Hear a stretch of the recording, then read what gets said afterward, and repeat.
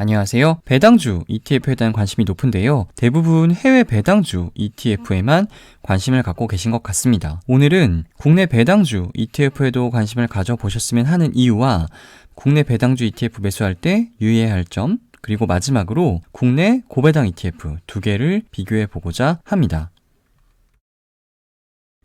국내 배당주 ETF에도 관심을 가져야 하는 가장 큰 이유는 국내 상장사들이 배당을 적극적으로 늘리고 있기 때문입니다. 국내 상장사들 그동안 배당을 통한 주주 환원에 적극적이지 않았습니다. 돈을 못 버는 회사들이 배당을 못하는 것은 당연한데요. 현금을 쌓아두고 있는 회사들도 배당에 그리 우호적이지 않았습니다. 가장 큰 이유는 주주 환원에 적극적이지 않아도 사회적으로 지탄을 받는 분위기가 아니었기 때문입니다. 주식 투자하시는 분들 가만히 생각해 보시면 주가 빠졌다고 엄청 욕해 보신 경험은 있겠지만 배당 주지 않았다고 해서 크게 불만을 가지셨던 분들은 거의 없을 것 같습니다. 미국이나 유럽은 다릅니다. 현금을 쌓아두고 있는데 배당을 안 준다? 난리가 나죠. 주주들이 들고 일어납니다. 그리고 그 기업은 주주 친화적이지 못한 기업으로 낙인이 찍히면서 주가에도 부정적인 영향을 미치겠죠. 그런데 최근 수년간 국내 상장사들도 분위기가 정말 많이 바뀌었습니다.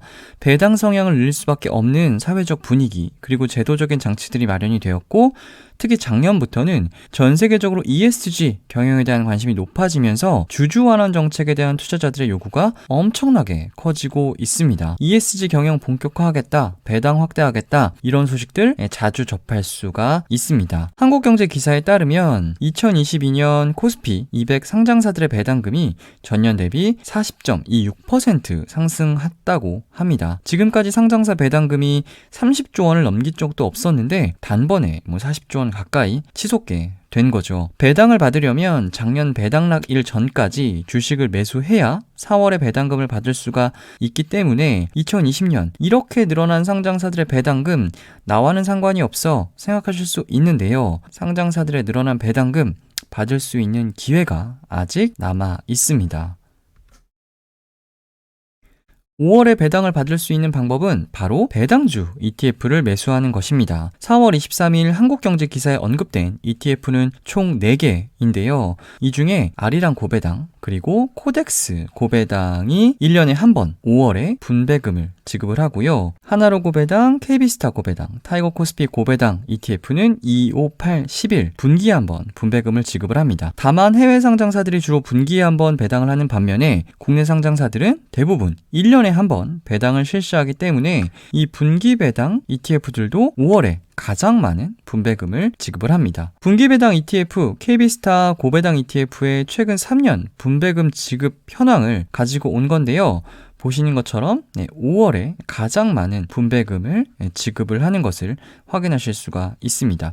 2019년 5월, 2020년 5월, 그리고 2018년 5월에도 가장 많은 분배금을 지급을 하고 있죠. 당장 다음 달에 분배금을 많이 받고 싶다면 분기 배당 ETF보다는 아리랑 고배당 ETF나 코덱스 고배당 ETF를 선택하시는 것이 괜찮은 선택일 수 있습니다. 5월에 분배금을 받기 위해서 고배당 ETF를 매수하시려는 분들의 가장 큰 관심사는 언제까지 ETF를 매수해야 하느냐일 것 같은데요. 문의가 워낙 많아서 그런지 아리랑 고배당 ETF를 운용하는 한화자산운용 홈페이지에 들어가면 이와 같은 내용으로 팝업창을 띄워놨습니다. ETF 분배금 지급 일정을 좀 같이 보면 일단 분배금 공시일은 2021년 4월 28일입니다. 5월 초에 분배금을 받으시려면 늦어도 4월 28일 수요일 장 마감 전까지는 ETF를 매수하셔야 분배금을 받을 수가 있습니다. 지급 기준일이 2021년 4월 30일인데 왜 28일 장 마감 전까지 사야 하느냐? ETF 매수하고 이틀 뒤에 결제가 이루어지기 때문에 지급 기준일인 4월 30일 이틀 전인 4월 28일까지는 매수를 해야 합니다. 한 가지 유의하실 것은 4월 28일에 ETF 사서 분배금 받고 바로 팔아야지 이런 생각으로 접근하시는 것은 현명한 선택은 아닙니다. 4월 28일 장 마감 후 분배금이 확정이 되면 4월 29일 장 시작 전에 예정된 현금 분배금만큼 ETF 가격이 하락합니다. 개별 주식이 배당락이 있는 것처럼 ETF도 분배락이 있는 거죠. 4월 28일에 ETF 매수하시면 분배금 받을 수는 있겠지만 4월 29일 그만큼 가격이 빠질 것이기 때문에 결국 토탈 리턴 관점에서는 수익이 아닌 셈인 거죠. 다행히 분배금도 받고 주가도 빠른 시일 내로 배당락 전 주가를 회복한다면 최상의 시나리오겠지만 분배금만 보고 단기 매매하시는 것은 그리 추천드리고 싶진 않습니다. 앞에서 언급한 5개 ETF 중 연배당 ETF 2개를 비교해 보려고 합니다. 5개 ETF 중 2개를 추천하는 의미는 절대 아니고요. 2개 ETF가 규모가 상대적으로 크기도 하고 5월에 가장 많은 배당금을 지급하는 배당주 ETF이기 때문에 2개를 비교 대상으로 선정한 것이니 오해는 없으시길 바랍니다. 규모가 큰 ETF 2개라는 말씀을 드렸는데 그래봤자 아리랑 고배당주가 1835억 그리고 코덱스 고배당이 300억 원 수준입니다. 굉장히 미미하죠.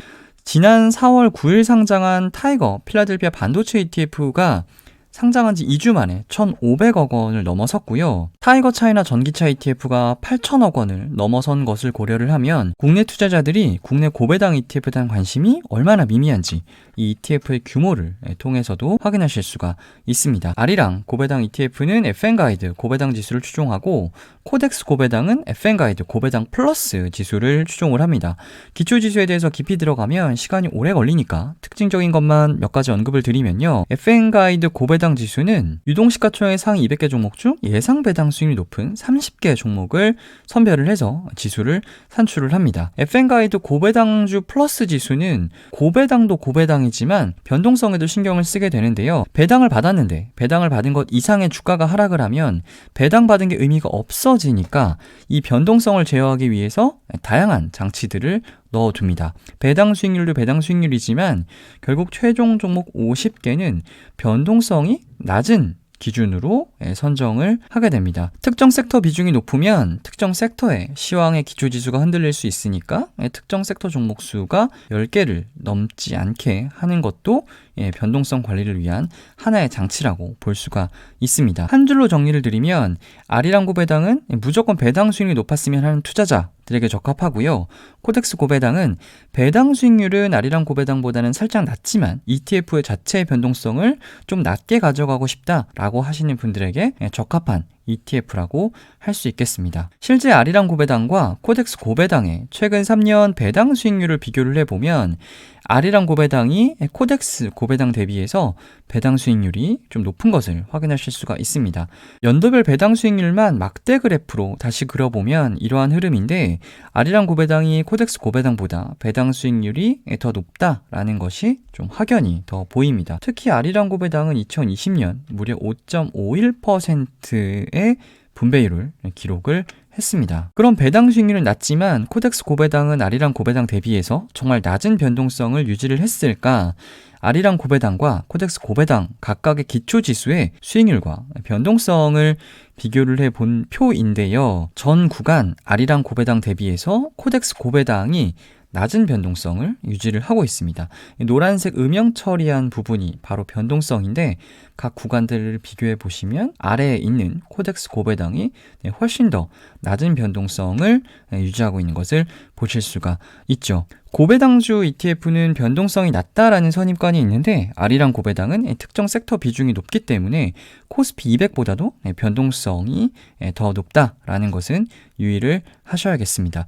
표를 보는 김에 수익률도 좀 보고 가면 연초 이후 코스피 200은 9.8%를 기록을 했는데 두 고배당 지수는 각각 13% 그리고 17.5%를 기록을 하고 있습니다. 지난 수년간 성장주 랠리에서 철저히 소외되었던 고배당 지수가 연초 이후 조용히 하지만 확실하게 반등하고 있는 것을 볼 수가 있습니다. 녹색 선이 아리랑 고배당 ETF의 기초지수이고요. 파란색 선이 코덱스 고배당 ETF의 기초지수입니다. 최근 3년 누적 성과를 비교해 본 것인데요.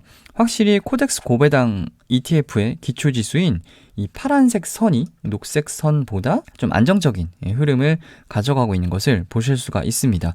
코로나19 급락장에서 녹색 선이 여기서 여기까지 떨어질 때 파란색 선은 여기서 여기까지 떨어졌고 반등할 때도 녹색 선과 비교하면 코덱스 고배당의 기초지수인 파란색 선이 확실히 위아래로 출렁이는 폭이 작은 것을 보실 수가 있습니다.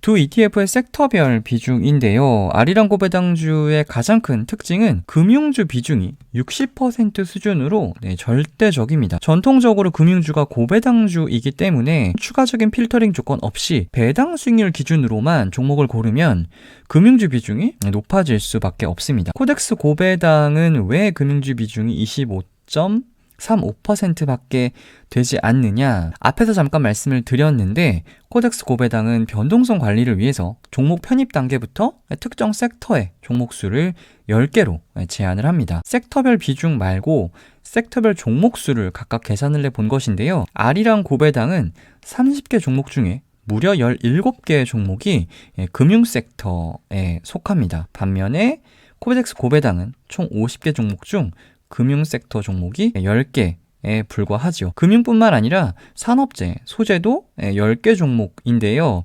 기초지수를 구성할 때 한 개 섹터의 편입비를 10개로 제한하고 있기 때문입니다. 그 어떤 섹터의 종목 수도 10개를 초과할 수가 없어요. 다시 섹터별 비중을 보면 금융, 산업재, 소재 등 경기 민감주 그리고 가치주의 비중이 높지만 상대적으로 아리랑 고배당보다는 섹터별 비중의 분산이 좀 잘 되어 있는 것을 보실 수가 있습니다. 편입비 상위 종목을 보겠습니다. 아리랑 고배당주 탑10 종목인데요. 편입비 상위 종목들을 봐도 금융주들이 높은 비중을 차지하고 있는 것을 보실 수가 있죠. 아리랑 고배당과 비교해 코덱스 고배당의 차별화된 특징 중 하나는 우선주입니다. 아리랑 고배당은 우선주를 편입하지 않지만 코덱스 고배당은 우선주도 담습니다. 대신증권 우, LG우, NH투자증권 우, 현대차, 삼우비 등 우선주가 탑10 종목에 4개나 보입니다. 대신증권 우선주 비중이 유독 높은 것을 보실 수가 있는데 편입 단계부터 이렇게 높은 비중으로 투자하는 것은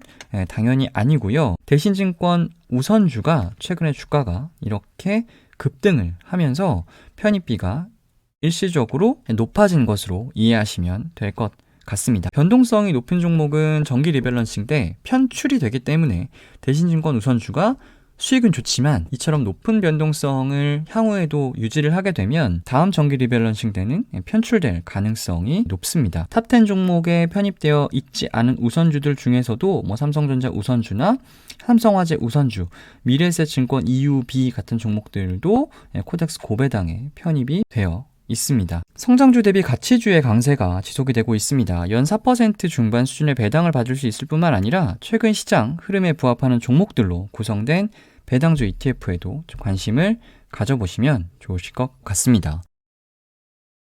ETF 읽어주는 남자, 오늘은 여기까지입니다.